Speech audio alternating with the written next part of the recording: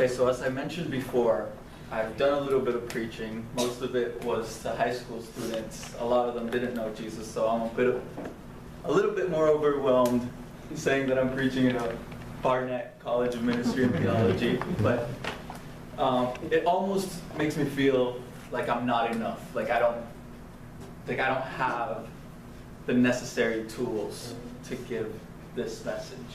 And I've noticed that throughout my life, I've constantly felt like I'm not enough. And I don't know if any of you have felt this, but if you could go with me to Mark chapter 1, verse 9. It's the baptism of Jesus, from verse 9 to 11.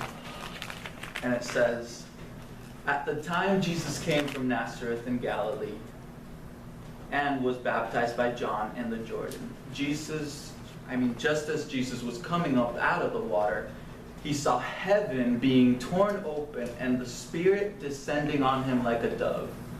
And a voice that came from heaven saying, 'You are my Son, whom I love. With you I am well pleased.'" When I was a little kid, my parents did this little system with me. They gave me stickers, so whenever we came to the States, I would go and I would find my toy. And I would go running to my dad and I would tell him, "How many stickers is this?" And if I had 10 stickers, he would tell me 8 stickers. "Oh, no, way too expensive. I don't want to waste all of this stickers on this." And that is how I started to learn. And it was a great system to start trying to learn how the world works, trying to handle money and everything. And as I grew a little bit older, the system started to upgrade a little bit. Now I had to earn my stickers. Now I had to do my bed. I had to clean my room. I had to get good grades. And depending on how I did, I would get more stickers. And I feel like if I cleaned my room, if I did my chores, if I did all of this stuff, I would get something. I would get a little star that later I could do something with.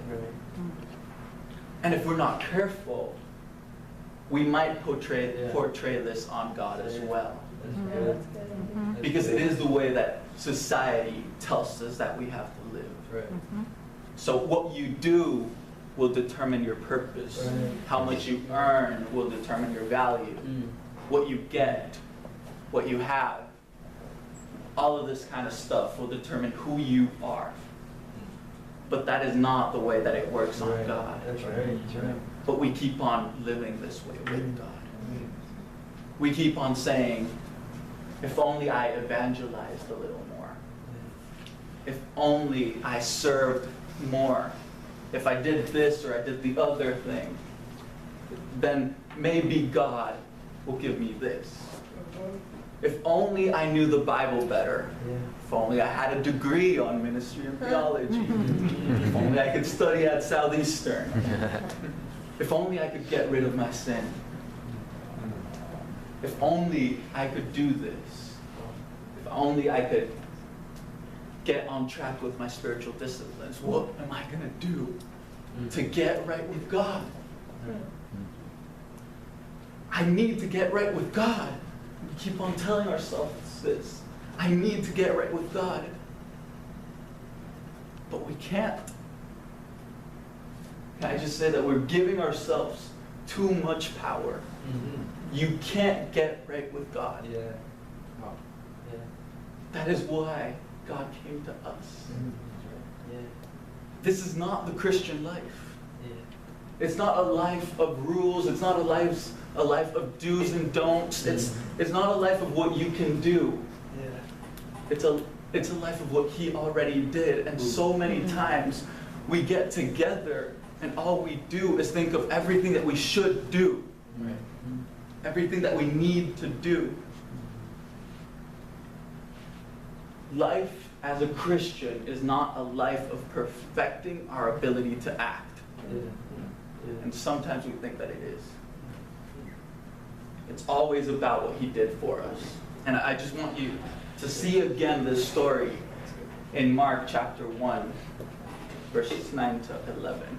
This is Jesus coming to get baptized. This is Jesus right before starting his ministry. What does this mean?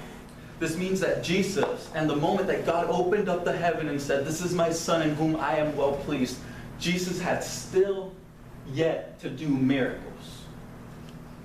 He had still yet to heal people, to cast out demons.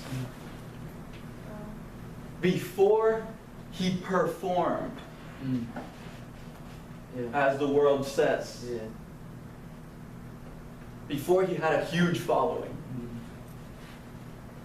God was opening up the heavens and saying, "This is my Son, and in him I am well pleased." And I don't know about you, but aren't you glad that you do not have to perform?